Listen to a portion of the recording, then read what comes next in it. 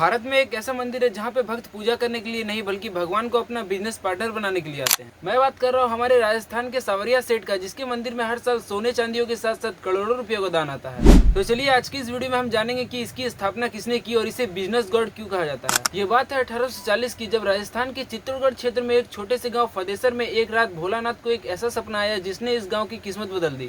एक रात जब भोला गहरी नींद में था तभी उसके सपने में दिखाई दिया कि बांगुड़ गांव की सीमा के पास जमीन के अंदर एक बहुत ही सुंदर काले रंग की मूर्ति दबी हुई है। सपने में जब वह उसके पास गया तब उसे एक आवाज सुनाई दी कि मुझे यहाँ से बाहर निकालो, मैं तुम्हारा ही नहीं बल्कि हजारों लोगों का भाग्य बदलने आया हूँ। ये सुनकर भोला की नींद खुल गई और वो घबरा गया। उन्होंने इसे कल्पना मान लिया, लेकिन जब गाँव में ये बात फैली तो पता चला कि उसी रात गाँव में दो और लोगों को ये सपना आया था। उनका नाम श्री राम जी और गोपीलाल था, जिसने कहा कि वह आवाज उन्होंने भी सुनी थी। जब ये बात गाँव में तेजी से फैल गई तो अगले दिन गांव वालों ने सपने में बताई हुई जगह पर खुदाई शुरू कर दी। लेकिन जैसे ही मिट्टी हटी वो हैरान हो गए, क्योंकि वहां पे श्री कृष्ण की एक नहीं बल्कि 3 मूर्तियां थी। और कहा जाता है कि यहीं से सावरिया सेठ का असली आरंभ हुआ। लेकिन गांव वालों के लिए सबसे बड़ा सवाल ये था कि इस मूर्ति को स्थापित कहाँ किया जाए। गाँव वाले चाहते थे कि ये मूर्तियां जहाँ से निकली है वहीं पे इन्हें स्थापित कर दिया जाए, लेकिन भगवान को कुछ और ही इच्छा थी।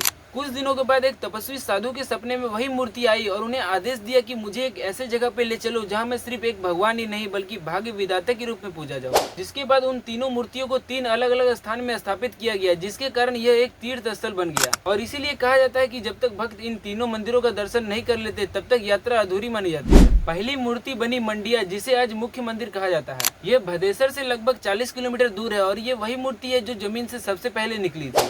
और दूसरी मूर्ति वही यानी भदेसर में स्थापित की गई जहां पर खुदाई की गई थी। और अब बात करते हैं तीसरी और सबसे आखिरी मूर्ति की, जिसे मात्र कुंडिया के नाम से जाना जाता है। इसे सावरिया सेठ के रुद्र अवतार के रूप में पूजा जाता है, जिसने कई लोगों को मौत के मुंह से बाहर निकाला। कहा जाता है कि जो व्यक्ति कोर्ट कचहरी और बड़े विवाद या जीवन की उलझन में फंस जाता है वह मात्र कुंडिया आता है। सावरिया सेठ को बिजनेस गॉड के रूप में पूजा जाता है। कहा जाता है कि वह डूबते हुए व्यापार को भी ऊपर ले जाते हैं, जिसके कारण यहाँ हर साल सोने चांदियों के साथ साथ करोड़ों रुपयों का चंदा आता है। तो अगर आपको ये वीडियो पसंद आया तो चैनल को सब्सक्राइब करके कमेंट बॉक्स में जरूर बताना।